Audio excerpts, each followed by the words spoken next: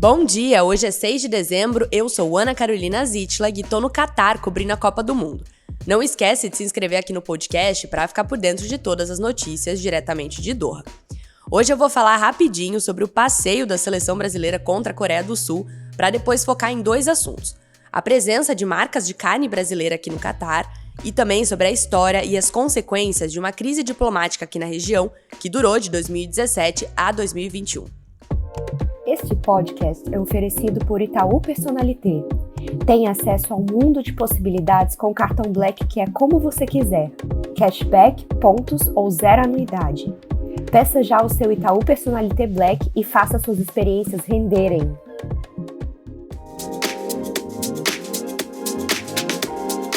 O Brasil venceu a Coreia do Sul por 4-1 e está classificado para as quartas de final da Copa do Mundo de 2022. Com gols de Vini Júnior, Neymar, Richarlison e Paquetá, a seleção passou com tranquilidade pelos asiáticos na noite desta segunda-feira. A equipe brasileira vai enfrentar a Croácia na próxima etapa decisiva. A goleada da seleção foi a última partida da história do estádio 974, que foi construído apenas para o Mundial. A questão é que o complexo, batizado em homenagem ao Código de Área do Catar, foi feito com 974 contêineres e metais reciclados. O governo local prometeu que após a realização da Copa, o estádio vai ser desmontado e a estrutura vai ser enviada para outros países que precisarem desses materiais.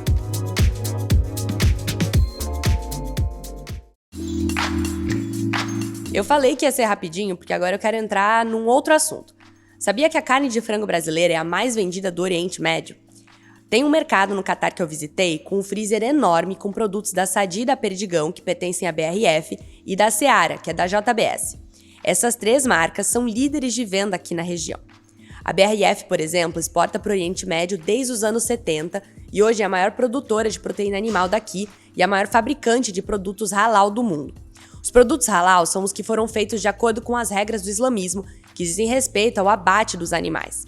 A BRF tem 5 unidades de produção nos países da região, 11 centros de distribuição e mais de 6 mil funcionários diretos.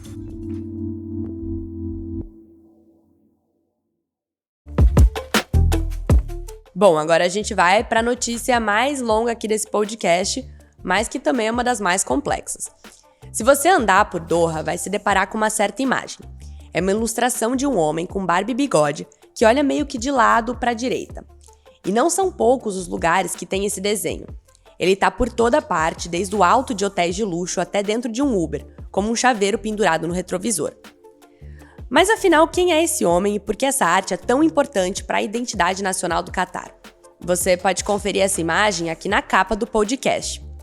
Esse desenho é do líder do país, o Emir Tamim bin Hamad bin Khalifa Al Thani, e embaixo dele está escrito Glorioso Tamim em árabe. Em 2017, os países vizinhos do Catar, como Arábia Saudita, Emirados Árabes Unidos, Bahrein e Egito, cortaram todas as relações diplomáticas com o país por denúncias de que a família Al Thani estaria financiando grupos terroristas da região, o que eles negaram. Para demonstrar apoio aos governantes, vários prédios e casas de Doha passaram a exibir essa ilustração, que foi criada pelo artista qatari Ahmed bin Mahed e acabou viralizando tanto online quanto offline. Também tem a versão em foto dessa manifestação, em que o emir aparece ao lado do pai dele, o Sheikh Hamad bin Khalifa Al Thani. Eles estão até dentro do hotel em que a seleção brasileira está hospedada, fora restaurantes e até uma barbearia que a gente visitou. Mas por que aconteceu essa crise diplomática que acarretou nesse massivo apoio da população? Para explicar, a gente tem que dar um passo lá para trás. Até o começo dos anos 70, o Catar era um país pobre, com economia baseada na exploração de pérolas e que vivia sob a sombra dos seus irmãos árabes. A Arábia Saudita, que exportava petróleo desde os anos 30, era líder da região e determinava a política local. Os outros países obedeciam, basicamente, à família saudita. O Catar não tinha dinheiro nem matérias-primas como petróleo suficientes para ter uma maior independência econômica. Só que isso mudou por causa de 2 acontecimentos.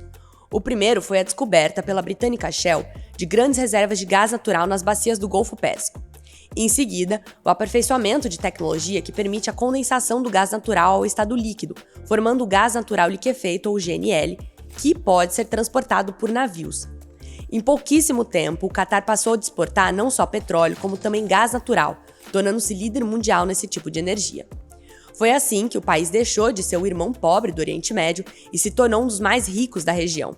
E a riqueza, inclusive, não é exclusiva do petróleo como a dos seus vizinhos, o que acaba relacionando a instabilidade de preços da região. Só que uma das consequências geopolíticas dessa nova economia foi a mudança das relações com os poderosos vizinhos, principalmente com o Irã e com a Arábia Saudita. O Irã e o Catar compartilham as operações do campo South Pars North Dome, o maior campo de gás natural do planeta. Isso significa uma cooperação direta entre os dois governos. Nisso, segundo os outros vizinhos, o Catar tem demonstrado uma atitude tolerante demais com o Irã, sendo acusado, inclusive, de financiar os grupos terroristas apoiados por Teherã, operado na província oriental do reino, assim como no Bahrein, e os que visam desestabilizar a região, como a Irmandade Muçulmana, o Estado Islâmico e a Al-Qaeda.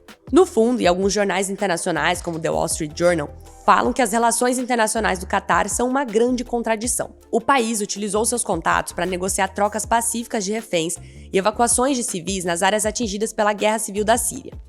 Contudo, também enviou tropas contra milícias supostamente apoiadas pelo governo iraniano na guerra civil iemita, além de apoiar a luta rebelde contra o governo de Bashar al-Assad na Síria. Já apoiou a Irmandade Islâmica, considerado pelo governo egípcio como um inimigo de primeiro escalão. Em 2011, durante a Primavera Árabe, o Catar apoiou tanto manifestantes egípcios como membros da Irmandade Islâmica. Aí, os motivos exatos que levaram à crise diplomática de junho de 2017 nunca ficaram evidentes, mas há algumas pistas. Em abril de 2017, o Catar se envolveu em um acordo com militantes sunitas e xiitas no Iraque e na Síria.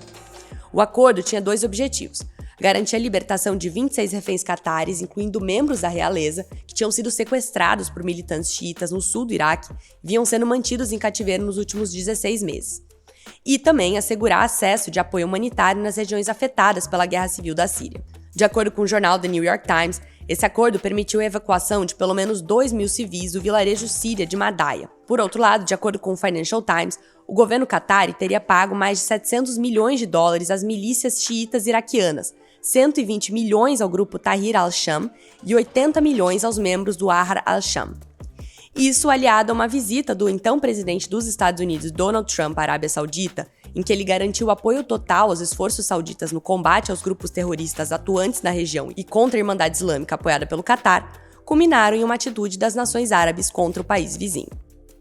Entre 5 e 6 de junho de 2017, Arábia Saudita, Iêmen, Emirados Árabes Unidos, Egito, Maldivas e Bahrein anunciaram individualmente a suspensão das relações diplomáticas com o Catar, incluindo o envio de alimentos e o trânsito de pessoas.